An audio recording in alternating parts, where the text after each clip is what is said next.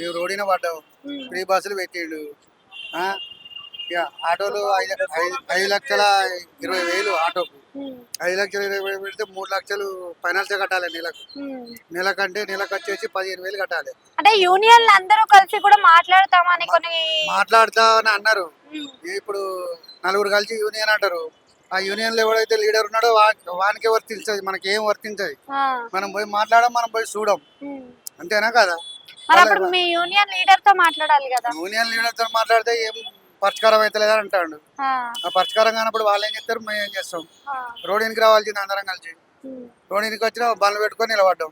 అంటే ఇప్పుడు కొన్ని వెహికల్స్ కి చూసుకున్నట్టయితే ర్యాపిడోకి, ఓలాలో కూడా పెడుతున్నారు. రాపిడ్లా ఏమొస్తుందమ్మా? రాపిడ్లో వానికి 30 రూపాయలు పోతాయి. 70 రూపాయల కిరాయి అయితే 70 రూపాయల సవార్ వస్తుంది. మనకి 30 రూపాయలు పోతే మనం 40 రూపాయలు మిగులుతుంది. ఆడ 5 కిలోమీటర్లు పోతే 80 రూపాయలు వస్తాయి. 80 రూపాయల 30 రూపాయలు రాపిడోనికే పోతాయి. మనకి ఏమొస్తుంది? మనమే నెట్వర్క్ మనదే, ఫోన్ మనదే. బైక్లు వచ్చిన కాంచెలు మొత్తం ఆగమైపోయింది. 30 రూపాయలకు 20 రూపాయలకు వాళ్ళే పోతాను. మనలో ఎవడు కాంతాడు? ఇక్కడ కనీసం ఇప్పుడు మనకున్న ఫ్రీ పథకాలు ఏమైనా అందుతున్నాయా మీకు? ఏమి లేవు. ఒక్కటి ఇప్పటి వరకు అందలే. చెప్పుడు వరకే. మీరు అప్లై చేసుకోలేదా? లేకపోతే చేసిన అన్ని రెడీలు ఉన్నాయి. ఏ అప్లై చేసినా అది వచ్చింది లేదు.